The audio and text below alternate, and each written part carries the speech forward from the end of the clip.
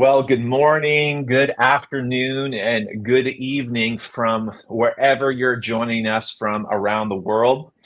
Welcome to Market Brew's first fireside chat. We're going to take a peek inside the SEO world today from a very unique vantage point. We're going to share some of our perspectives on how Market Brew can change the game for your future strategy, for your industry, or for your organization. But as we get started, kind of as a fun little icebreaker, take some time, throw it in the chat where you are in the world. I'm from Portland, Oregon, if the mustache gave it away. But I'm joining you today from San Francisco, California. I'm here for a conference, so I hope you enjoy my lovely hotel room background. And it seems fitting to be talking about AI in the home of tech, the Bay Area. So as you can see, we've got a packed agenda for us today. But before we jump into our content, let's do some kind of quick introductions.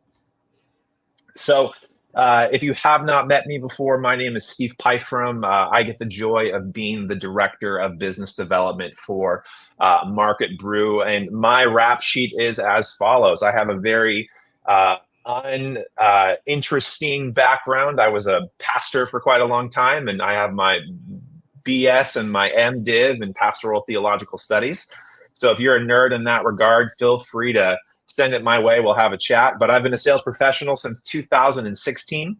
I was with Verizon Business for the last 6 years and had the joy of getting honored for the President's Club in 2022. Marquise Who reached out and awarded me that award in 2024. And I jokingly say that I'm the chief scientist for properly brewed coffee. So if you're a coffee snob, throw it in the chat. We got to help all the bad coffee drinkers in the world make sure they're drinking the good stuff. And then I've had my handlebar mustache since 2009. If I shave it, my kids will lose their mind. So that's a little bit about me. And then I want to introduce you to the brains behind my beauty, Scott Stouffer. So Scott is the founder and CTO of Market Brew. He's got a BS and an MS in computer and electrical engineering. He went to the Carnegie Mellon University. He's a Google for Entrepreneurs advisor, inventor of multiple utility patents when it comes to the software and search space. And if you're super interested about knowing more about that story, you can copy and paste the ask.thesearchengineer.com to be able to learn more about his story. But you are here today to talk about AI overviews, but we want to explain what Market Brew is. You know, Market Brew it's this bold claim nowadays that SEO can be predictive and not just reactive. It's a patented and proprietary search engine tool that allows you to ride Google's wave instead of fighting to find where the next break in the SERP is. We've worked with 60,000 brands since our inception, and we're here to take the guesswork out of SEO. Are you tired as an SEO professional just trying to figure out where Google is moving the goalpost? If so, then Market Brew is an essential part of the tech stack that you're going to need for your organization. And so today, let's talk through a little bit of the agenda. If you've been in the SEO space for quite a while, then I'm going to assume some things. Maybe there's one thing that I'm assuming that's on your mind when it comes to the use of AI in search. And that word, my guess, is uncertainty. Maybe you're asking some questions like, how will this roll out? Or how is this going to affect my work with my future career? Especially since AI continues to develop at an incredibly rapid pace, that uncertainty can probably feel a bit overwhelming. So the joy of today is that it's time for all of us to take a collective deep breath. We're going to take the next hour and demystify AI overviews and explore how we can leverage them for our SEO success. So let's start by understanding what AI overviews actually are. So Scott, the brain here behind my beauty, tell us, demystify away, my friend. Thanks, Steve, for that wonderful introduction. So welcome, everybody. Nice to see all of you out there. Definitely, if you have any questions, again, please put them in the chat. We'll try to get to every single one of those. So as you know, AI Overviews is this new feature that's in search, and it's all driven off of sort of the ChatGPT large language model technology that's just all of a sudden been thrust on us in the last year or two. And so what AI overviews really is driven by, let's just kind of break this down first for some of the non-technical people, is we've got a large language model that is essentially taking a user's query and coming back with snippets. Essentially, if you think of the old Google snippet system, it's really that thing, right? It's pulling back these sentences that's driven by this large language model, and the ability to somehow match your query to chunks of content. We're going to get into exactly how that works technically, but that's the basis of how AI overviews works. And it uses this thing called embeddings, right? So one of the things that we need to go a little bit deeper into is going to be understanding how AI processes and understands this content. And that's going to be, requiring us to go into understanding what embeddings are. But this is a good chart here that shows sort of like the process in which this AI overviews is functioning. And we can get into sort of embeddings. What embeddings is a very crucial component to AI overviews. It's also a crucial component to anything that's any of these smart chat features. All these chatbots are driven on the same principle. And so embeddings are sort of the bridge between human language and machine understanding. They're sort of the key to how AI interprets and relates different pieces of content. So embeddings are essentially just pieces of content. It doesn't matter how big those chunks of content are, but those pieces of content are converted to an array of decimals, right? So it's a vector that represents a point in space. And in fact, these spaces can get quite high in dimensions, right? So it's not just 2D or 3D. In this case, one of the ones that we use in the Market Brew search engine model, it's over 1,500 dimensions. So just to give you an idea of sort of when we talk about a point in space, it's a very high dimensional point in space. And this allows us, if we're able to take chunks of content and run it through the same large language model, it allows us to form these like really, really cool representations where the closeness of these points in space have some meaning. In this case right here, you can sort of see how, maybe relatable ideas or tangentially related ideas are close by in this high dimensional space. Obviously, we're showing this as not 3D plane here, but it's a much higher dimensional space. And these complex relationships, I always keep referring to this as sort of the entity text classifier on steroids, right? So it's the topic cluster and the entity and everything that we wanted to get out of this text classifier. But now as a search engineer, embeddings has really kind of gone another level above that. So not only do we see the relationships between like individual keywords or entities, but now we're seeing the relationships with this rolling context window that we're able to look at when we look at a web page or all the website pages on the site. So this is a really cool new way of text classifying. It's a more machine learning way of doing this. And if you want to think of it as sort of an arc that we've been on, we've gone from TF-IDF to keywords to about 8 years ago, it was the entities and topic clusters and knowledge graphs. And now a few years ago, we just started using embeddings. And that's sort of our new favorite tool as a search engineer to text classify. So when we get into this, we first have to go one step deeper into like specific embedding models to start understanding practical use of how these are being used. But again, I would really want to have the questions in the comments. So if you have any questions about embeddings, please put them there. We'll get to those. Steve, what do you think so far? We're about to dive into some BERT. That sounds kind of interesting, huh? It is.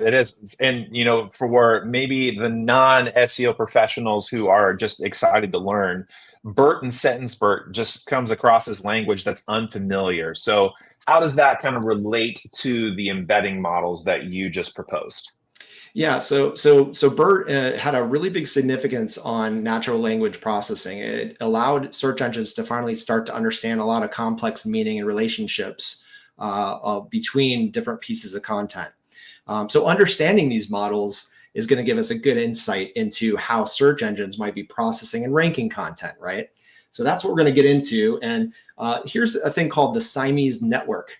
And what this means is if we take any two pieces of content, and these pieces of content we know now are represented as embeddings, which we know now are points in space, right? There's all these points in space that represent these chunks of content. But if we run these chunks of content through the same large language model with the same parameters and weightings, we can then measure the distance between these 2 points to see what the actual relationships are. And that thing is called the cosine similarity. So cosine similarity is essentially what we'll need to get into next, but that is the definition of how BERT works, and also sentence BERT, which is sort of an advanced version where we're dealing with rolling windows of content instead of just one individual word. So that's the idea behind one of the examples of how that uses embeddings. One of the first examples of it in the system. And what it does is it really allows us to compare long segments of content. We can see more as a search engineer. We can kind of classify things a little bit easier. We can put them in different semantic spaces because we can do mathematical calculations on these points. Things like k-means clustering, so we can cluster the points into different groups on a page or different groups on the entire subdomain. So there's a lot of cool things that we can start to see. And of course, next we're going to kind of understand a little bit more about cosine similarity. How do we measure these points in this high dimensional space? We're in this embedding space now, and BERT must have done it somehow. They use this thing called cosine similarity. What is the definition of cosine similarity? So Steve, any thoughts on this? Well, Scott, it seems like cosine similarities is somewhat of a litmus test. Is that kind of a fair analysis? Because we got to understand how AI is determining content relevance, but how does cosine similarities become that litmus test?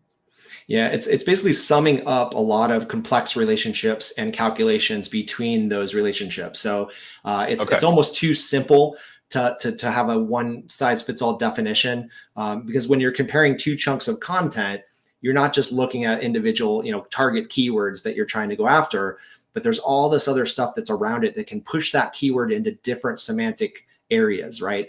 We had an example. I know you and I were on a call with somebody where they were looking at homecoming dresses, and part of the page was actually talking more about homecoming, the actual event homecoming. And because we have the embedding clusters, we can see that the search engine like Google is unable to understand what they really wanted to target on that page. And instead that Google was assuming that it was about homecoming and not homecoming dresses.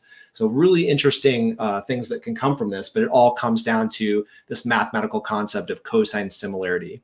So just really quickly, it's very crucial for understanding how search engines might be comparing and ranking content. And every time that you see sort of a mention of similarity, the cosine similarity is simply just a calculation that can take these high dimensional points and figure out which ones are close to one another. And so that's the cosine similarity. Here's an example on our AI overviews visualizer, which we'll give away for free today. At the end, we'll share the URL so you can go straight to this and try this out on yourself.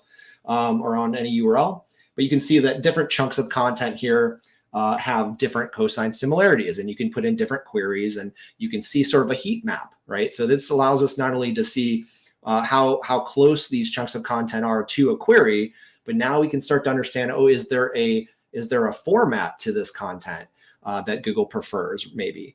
So all kinds of cool things that you'll be able to check out on this visualizer. It's really, really neat. But that's the idea behind cosine similarity. What do you think? Does that make sense, Steve? I think so. I mean, I told you that you're the brain behind the beauty here, man. So I definitely am. I'm learning a lot. And I think one of the dynamics of this, and probably for anybody out there, is that really understanding this, we have to put it inside of our own practical environment. So this free AI overviews visualizer that you've discussed, Scott, it seems like it's an opportunity for our viewers to kick the tires before they buy the car. So if we're going to hop into something super practical, how can this help our viewers really understand this concept in their particular environment? Sure. Okay. So just to break down sort of what this visualizer is going to show you. The thing that we do over at Market Brew, we're basically search engineers. We build search engines. We came up with this cool thing that allows us to sort of become a chameleon search engine and morph itself into whatever it needs to produce whatever results we're pointing at. And we are very good at problem reducing, right? So we're able to look at whatever specific part of search or SEO that we're concerned about, and break those all down to individual first principles tools, right? So AI Overviews Visualizer is really just doing the same thing there at the AI Overviews feature. You see this chat that comes up, and you want to know, how do I get my content into that AI Overviews section? And also, are some of these embedding algorithms, are they actually contributing to the ordering of the results now, like below the AI Overviews Visualizer? So all of these things could get answered by sort of going down into the building blocks. So this AI Overviews Visualizer really shows you all the atomic units of how things are working behind the scenes to produce those AI Overviews Visualizer or the AI Overviews. And this is applying to the same way that like maybe a Search GPT could be, or a Perplexity, or even Google Gemini. So it's just basically you have all of these systems that are using embeddings, and then they're using the retrieval of these embeddings to fill the context window of their large language model. So as it's about to answer, it injects about 5 to 10 citations or snippets from all the sites that it wants to put into the whatever the algorithm is. It's retrieved those chunks of content and put those in the AI overviews. And so the visualizer is our first attempt to just understand how Google is seeing the world. What things on your content does it like, and what things does it not like? And you can feel free to put in your competitor sites, so you can see sort of like, if they're doing really well in this, or if they appear in the AI overviews, then you could just put that URL in there and look at how Google sees that page, right? We've got heat maps on there that allows us to see exactly, which chunks of content it likes, which ones it doesn't. And then also DOM structure analysis. So basically everything about the content or the DOM structure, we can sort of break down into embeddings and show you what Google likes or what it doesn't like. So does that make sense, Steve? Have I lost you? Don't do that. This is our first call together. You can't make fun of me that you've lost me. We're here. We're together. Yes. So here we go. So I don't want to lose anybody. If you do get lost, again, questions in the chat, we'll get to it. But AI Overviews Visualizer, one of the things that it allows us to do is by comparing these different structures, we can sort of start to understand a little bit more about what Google prefers. And one of the things that we might be able to do, if let's say for any search result, we know which sites were included in that overview, we can take those and put those in the visualizer, and we can sort of try to figure out what Google seems to prefer versus what we're doing, right? And so we're always trying to just align what we're doing with what Google wants, right? So we're just focusing on what the data is telling us Google has preferred. Me as a search engineer, I've sort of dialed up certain algorithms to produce these results. Market, the ability of these tools to kind of introspect and then try to figure out what that search engineer was kind of preferring or biasing. So that's the yes. So we got questions coming in here. Let me stop real quick and we can just kind of answer some questions. So I've been learning how to create knowledge graphs. What do you think, Steve? I mean, it seems like a valuable skill set, but how would you see that skill set continuing in the AI age? Yeah, I mean, so here's the thing. There's a semantic arc that's sort of occurred, and I wish I could put this up here. I don't think I have it on these slides. But the 4 different text classifiers, as we search engineers have used, starts with TF-IDF. That started out in the Alta Vista days. Then in around 2003, we had the keyword-based text classifiers that you all know about, like keyword density and all this stuff. We have things that also combine that with anchor text distribution, but it basically is a keyword-based text classifier. And then it goes about 8 years ago, we had this revolution with knowledge graphs and entity structures, topic clusters. A lot of the tools that you see out there today are really pushing this. Unfortunately, for some of those tools, a lot of the algorithms are now migrating to embeddings, which is sort of the 4th generation of text classifiers. And I just call them, it's like the entity text classifier on steroids, because it's doing everything that the entity classifier wanted us, what we wanted it to do, but it's fixing all the shortcomings of it. Some of the shortcomings is that if you don't have a good knowledge graph in that part of the country or that part of the world, then it's not going to do very well from a search engineer's perspective. So we're going to have to lean a little bit more on embeddings, which doesn't care about character sets or anything like that. So there's a lot of different pros and cons, but the cool thing about this is that in search engines, it's not just like one of these text classifiers is on and they're all the rest of them are off. It's really a mixture of what we're using to produce the results that we want to produce. So no matter even if entities is giving way to embeddings, there's still a huge value in understanding all of these different text classifiers, including embeddings and knowledge graphs and all that stuff. So hopefully that answered your question. All right, so let's get into some of the things you can do with this visualizer, right? So once you see that it may be looking at your content the way that you didn't want them to look at it that way, right? So you had this idea, this assumption, but now you see that Google is maybe not seeing it the same way.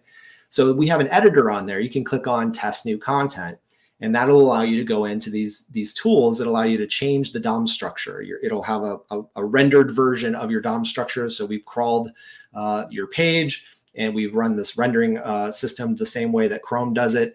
And we've produced sort of the updated DOM structure. And so you can go in there and change whether it's the heading structure that it pointed out, or the content structure, or specific content within those chunks of content that you're trying to change. You can try all kinds of different things and instantly see what the new similarities and cluster analysis and all that stuff is. So it's a really cool tool. Definitely recommend to get in there, and you'll see exactly what I mean when you start making those changes. All right, so Steve, let's segue into search engine modeling. Yeah, so I mean that's a lot of information, and we have to understand now how search engine modeling is different than other tools that are on the market. Because Market Brew, we said from the very beginning, was proprietary and it's incredibly unique. So how then do we take this for our viewers and really sum this up, put a bow tie on it, and wrap this all up together, but all the while understanding that our knowledge continually has to deepen here? Yeah, so one of the things you're probably asking yourself is you're using these tools.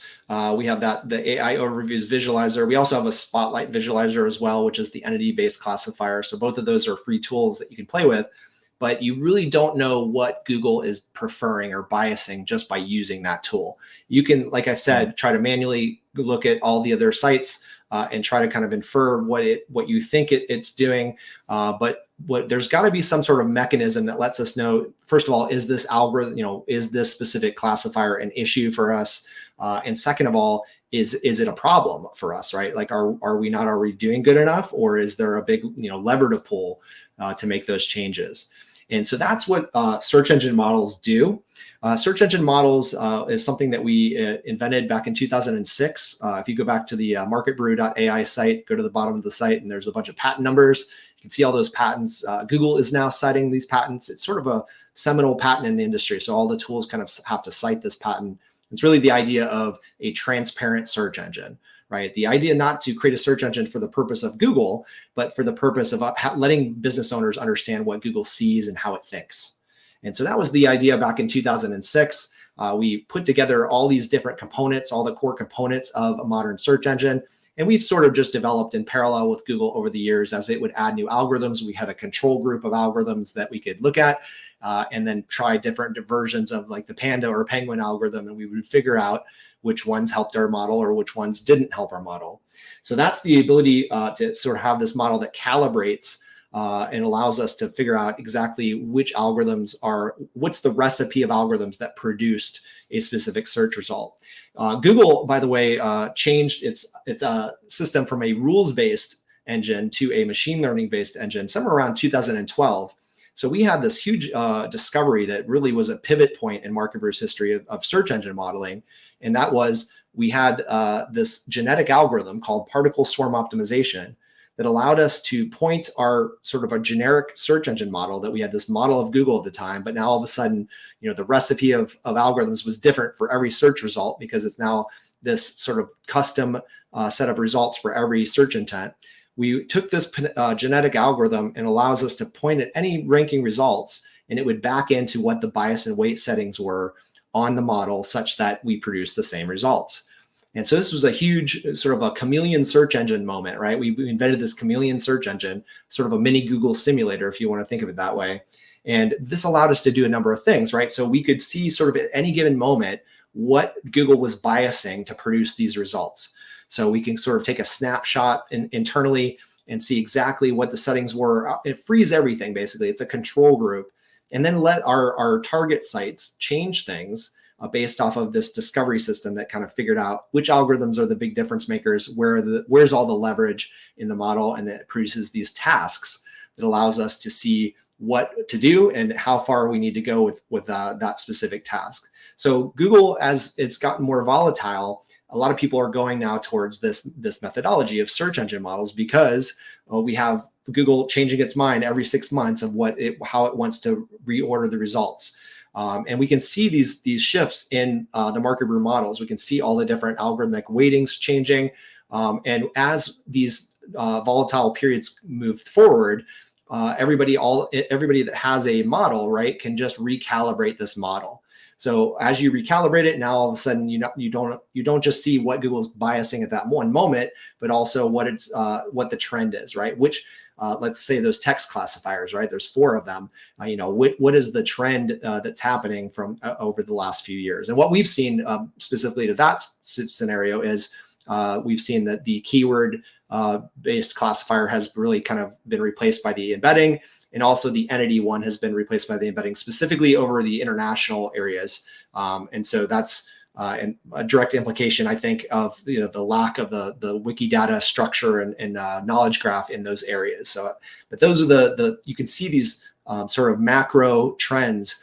And so when we talk about, Steve, that search engine models can predict what Google is going to do, that's what we're talking about. We're sort of seeing a legacy arc, and we can see where it's headed, where that search engineer is sort of dialing in up or down specific areas of all these tools to produce the results. So that's the idea behind search engine modeling. And what we're going to try to show you here is that we can use these models to take this AI overviews visualizer and the KPIs that come out of it, right? So there's cool things here. You can see things like max similarity, right? So it'll show you the chunk of content on your page that has the most cosine similarity for any query. There's an average similarity. That's another KPI. This also looks at all the chunks of cosine similarities of each chunk of content on your page, and then takes an average, right? That's helpful for us because we want to have potentially pages that come back in the snippets. We want it to be about that page. We don't want it to just be about like that one snippet and then the rest of the page is about something different. We have things called top cluster similarity. So one of the things you can do with these embeddings, remember everybody, that they're points in space. So we can do some mathematical calculations and say, let's say you have 20 points that represent this one page. And we can ask the system to group these points together. We use an algorithm called k-means, and that allows us to group them all together. And the group that has the most points or the most chunks of content in that group is our top embedding cluster. And so we can see what we think the page is about by simply doing sort of a topic cluster, but just for embeddings, right? So it's an embedding cluster.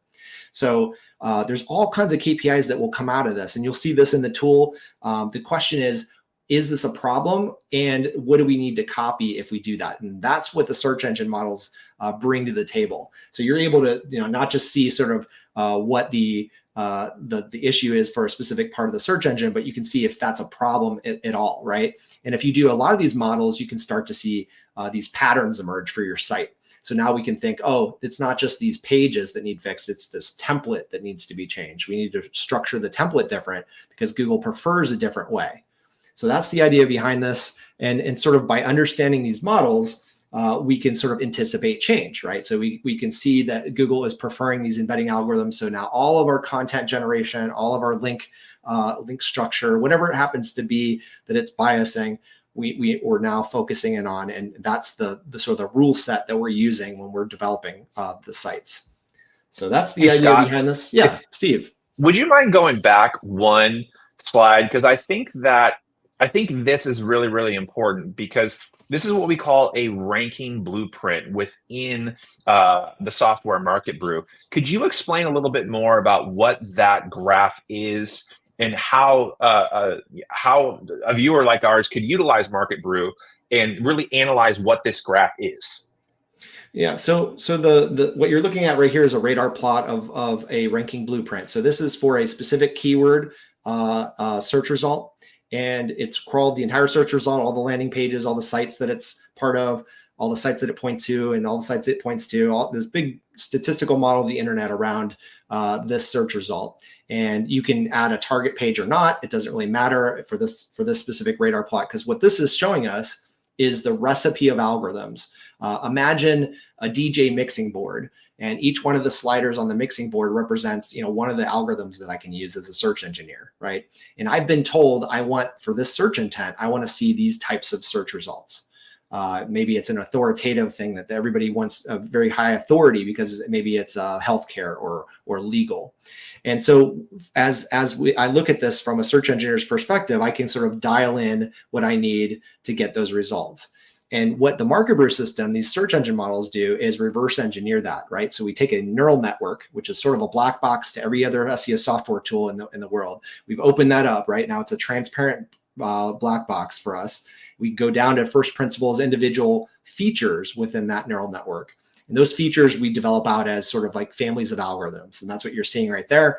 And this would be an example of what it would look like for one specific snapshot for one specific SERP. And we can track these over time. So as we recalibrate the models, we can see sort of like where things are headed by using that same system.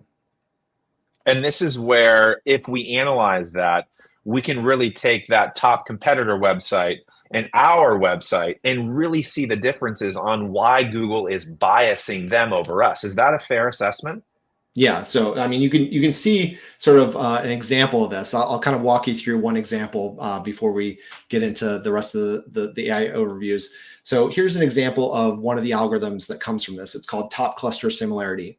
The way really quickly how we calculate this is we look at all the embedding clusters on the page. I just referred to making a cluster of these embeddings. So we have these embedding chunks. They're all represented by points in space. We cluster them in 3 groups.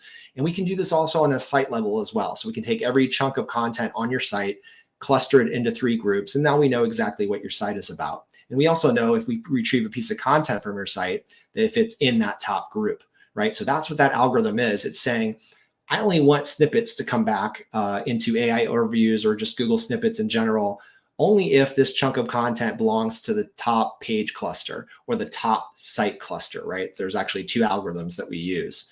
And if this is a tool that I need to use, if the directive has been, we need to get rid of parasite SEO and we want to lower the traffic on Forbes because they're trying to go after like all this other subfolder stuff, this is a very easy algorithm for me to employ. It makes sure that chunk of content is only about that. That site, it has to be about that chunk of content. Think of it that way. So that's what the first thing that it does. And so for each embedding, it's going to calculate the page and site cluster. So that one of the things you're going to see on the AI overviews visualizer is you're going to see for each chunk of content, not only the cosine similarity, but also which cluster it's in on the page. And if you're a Market Brew client and you're using the search engine models, you would see a site level cluster as well. So it would do the whole site and it would tell you if that chunk of content was in the site level cluster. Now, these are really cool KPIs, but do they make it into the model? And so part of that thing that I was showing you about how we add new models or new algorithms to the model, this specific algorithm has grown in correlation with across all of our models in the last 6 to 12 months, actually since the end of 2022. So that's when the main change kicked over. And so we can see the lower cluster number means that is not good because it means that it's not part of the page's overall meaning, even though it matched that specific. So it would not come back as a snippet or one of the context citations in your AI overviews visualizer simply because we as a search engineer look at that and say, this is some chunk of content. They probably try to just add this on the page or the site just to try to get that revenue and that traffic, but the site's not really about that. So that's what that is. And, so for each of these algorithms in a search engine model, it's gonna run this same calculation on every landing page in the SERP, and it will have a score, an ordering, right? So it'll have a whatever top cluster similarity score, and there'll be the 100 results, the first 100 results, and you'll have an ordering for that specific algorithm. And so if we see a correlation between that score list and the overall rankings, that's sort of the first gate that we have to get through, right? So if that's true, then we also ask the model, is our target page that has this top cluster similarity score, is it already at the top of that tier of pages for what Google looks at? And if it is, then this is nothing to do here. But if it isn't, and it's further down that list, then we measure how far down that list is. And we assign a score that allows us to generate like only the things that make the model move the quickest, right? So it's the high leverage things at the top of these task lists. And so you can see an example of this right here, where we not only show you that there's a problem with the target page, but we also point out, hey, here's what Google biased, right? Here's one reference implementation of what Google likes. And based off of that, not only you see sort of what a version that you could do, but also like what's the goalpost, right? Like you can see exactly where you need to go. And now we're adding AI on top of this. So we're able to take, in this specific task where maybe a chunk of content doesn't belong to the page's top cluster, we can go and retrieve all of those chunks of content in the top cluster, have AI analyze that and tell us what is in that top cluster. Why is this semantic space described here in that top cluster? And what is it in the target chunk of content? And then we can ask it, what is the difference and what do we need to do to this chunk of content so that it is in the page's top cluster? So it'll ask you to make changes maybe to, in an example for homecoming, it may say that this chunk of content, we should be referencing dresses, right? Instead of homecoming, and we want homecoming dresses to be the top. And so we need to add more dress differences or talk about dresses more in general in this section of content. So it's a really cool feature that we can add to these discovery systems, because once we find which algorithms are responsible for your ranking and which areas are the biggest statistical gaps, then we can just have our teams or AI just look at this and tell us exactly what our assumption, where do we go wrong with our assumptions? That's really all it is, Steve, is just we want to zig and zag with Google. So as it's going down the slalom down the Google mountain, we want to be right there with them at all times. So not only do we want to be that way now, but into the future. So we kind of want to use these models to sort of see even if this is a problem or not. So yes. All right, Steve, I'm going to throw it back to you amazing, because that's just about as much as I can talk about for the AI overviews before I lose my voice. It's so good. If there's questions, I'll be glad to answer. Yeah, we've got a few. So let me do some quick summarization, and then we'll get down to business on some Q&As. So we have a lot of understanding now in our back pocket. We can see how AI overviews are really becoming a key part of an SEO strategy. And then we have to understand how that breaks down. You have the embeddings, you have the cluster similarities, you have cosine similarities, and now there's some practical tools at our viewers' fingertips, like the AI overview visualizer. So Scott, this is really, really helpful, especially with all the shifting that's going on in the SEO space. So I'm just thankful for you, man. I'm thankful for what you've created in Market Brew, because this is going to be a game changer for everybody on the call and anybody in the SEO space to finally make something predictive and helpful, rather than us trying to react and scramble and figure out how to adjust our strategy to what Google is saying and figuring out what Google says before they even said it. So Scott, I really appreciate that, man. So everybody who's out there listening, now's the time for some audience participation. So we've had a bunch of questions in the chat that have come through. Paris, a member of our team, has already thrown up one from Faith. So let's do this one from Jeannie. So Jeannie, thanks so much for writing in. So Scott, our testings often show that even with all these things being equal, AI overviews continually change. So how does Market Brew and the visualizer manage this? Okay, yeah, so we're actually tracking two different changes that are happening with this new embedding classifier. We actually see that the organic results are being driven by this. So not only is this driving the AI overviews visualizer, but you could really just imagine that chat section, the AI overviews, is really just a wrapper, a UI to this whole process going on. So you can expect lots of changes to the UI. Like they started out, they didn't have citations, and now they do. There's all kinds of different things that they're going to be playing with to give you a better user experience. But really what we're focused on with this visualizer is how it all works. So we're going to look at how Google sees things. They may want to format it, the end result differently, but it's not going to change the chunks of content that they actually want to come back. There may be different flavors of these embedding changes. If there ever are, that's what we do. So if there's ever changes to the paradigm of large language models, the biggest shift was back in 2017 with a paper called "Attention is All You Need." And that kind of just has been snowballing ever since. And so we've just sort of kept up with that and kept our models integrated in the same way. But we can see these text classifiers really are not just operating on the AI overviews visualizer or AI overviews, but it's also helping us with our models and just emulating the actual search results. So yeah, so I think just focus in on this being sort of like the back end of this UI that they're presenting. Fantastic. Scott, another one from AJ. You mentioned that k-means clustering. Oh, and he thinks the article is great. So I love it. Is that among the most useful clustering techniques lately, or are there others more frequently useful for what you're doing at Market Brew? There's been a couple of generations of these, but the basic idea so far has been pretty simple because it's just a pure mathematical calculation with vectors. So if you deal with anything with matrix math, this goes back way back. But we use things called k-means plus now. So there's a new version that works a little bit better. It's more efficient. So yeah, there's different ways to do this, but that's pretty much the standard. Okay, how about this one from Michael? So deep/pages into a Google search, I find valuable sites with good SEO, but little to no backlinks. So are backlinks still going to matter the same in the future? Yeah, one of the things that you'll notice when you start using these search engine models for any reasonable amount of time is that there is no one factor that ranks things. There's many different factors. If you've seen the leaks from like other search engines, like the Yandex leak, there's hundreds and thousands of different secondary factors that go into this.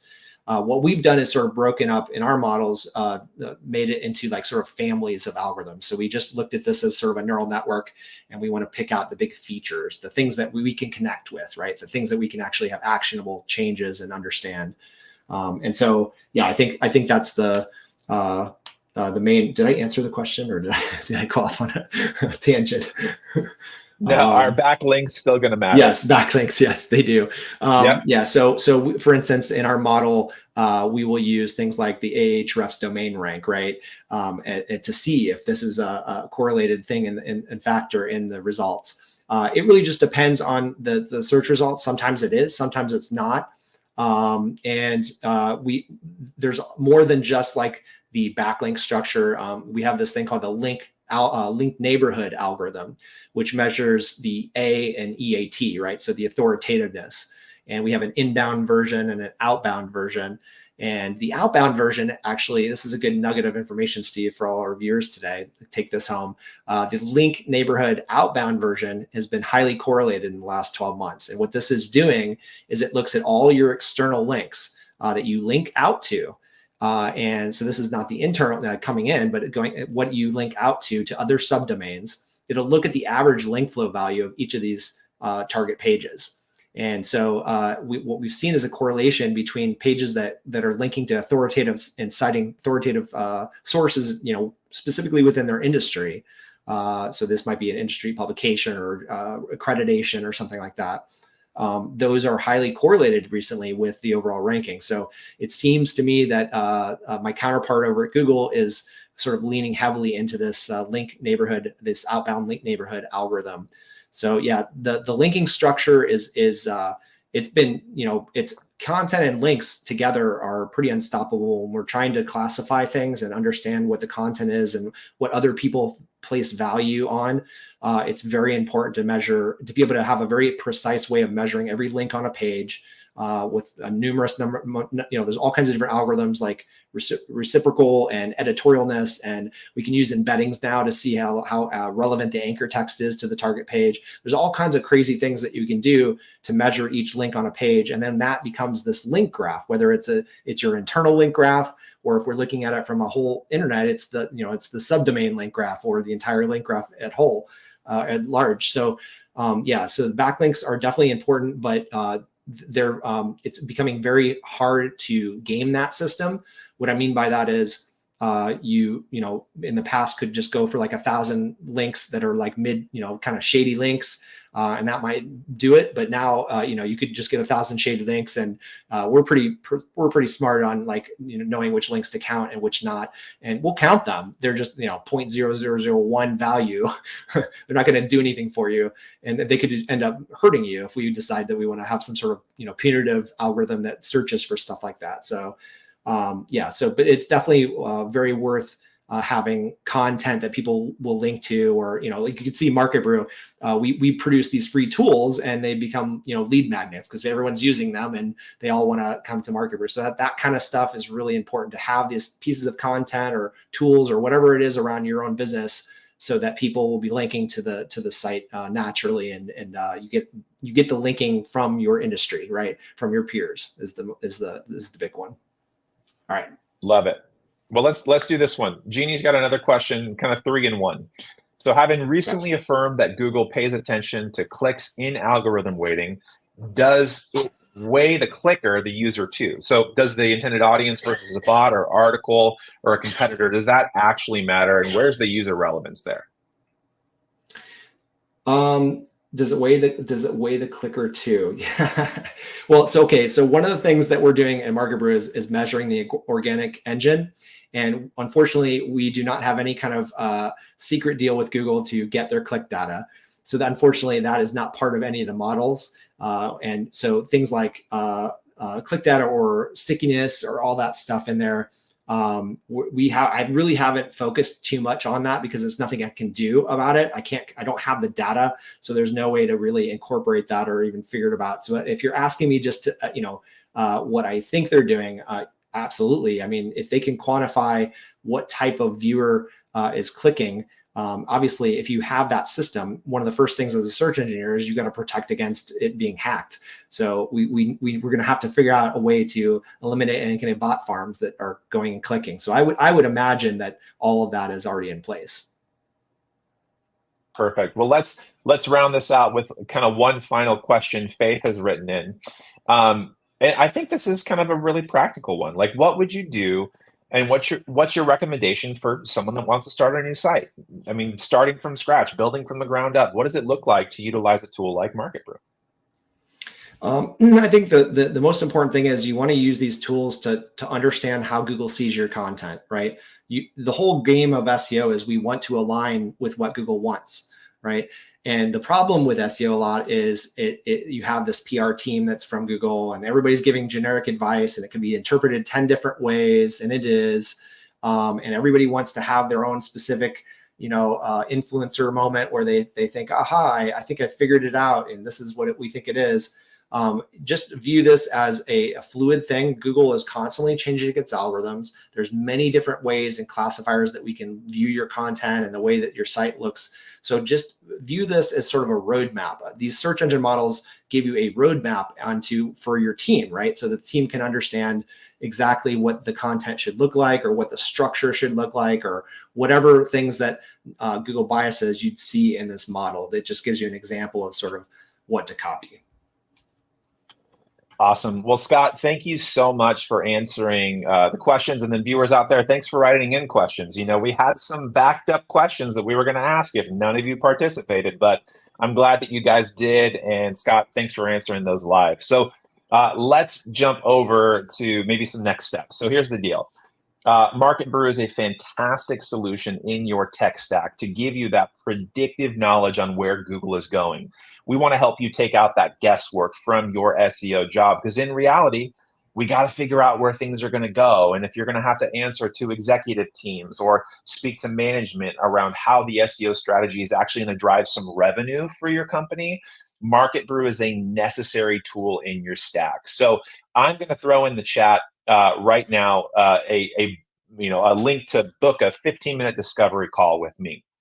And the goal is I want to know what your business is doing, want to understand kind of where you guys sit annual revenue, talk through marketing budget, because we've got a number of different packages available for industries, for agencies, for large organizations. So we have some partnerships with some people inside of our team that have worked in agencies before who can be SEO experts on your side, whether it's consultative or executional. Like, we're here to help you guys really get over the hump of guesswork in SEO.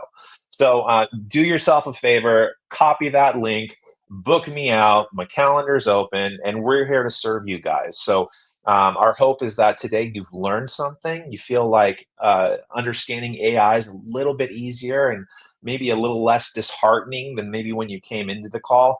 But again, our goal at Market Brew is to really show that transparency between what Google is biasing and then how we can help get you to that #1 slot. People make promises all the time in the SEO space. Maybe you do that for your clients. We can guarantee getting you in the SEO spot. The reality is, though, there's no other tool on the market besides Market Brew that can actually help you achieve those outcomes. So do yourself a favor. Again, click that link, book a call with me. Let's see how Scott and me and our team can help you guys reach those new heights and make sure that, to Scott's analogy, we're going down Google's mountain, or to use my analogy, we're catching Google's wave rather than just fighting it and figuring out where we're going. So thanks for joining us today. Thanks for joining us for the first of many fireside chats. So do yourself a favor too and follow Scott and myself along on social media. Hit us up on LinkedIn. Hit us up on Twitter with your questions. We really are here to serve you guys and help you guys. So yeah, book a call with me. Reach out to myself or Scott. And again, thanks for joining us today, and we'll see you next time on the next fireside chat.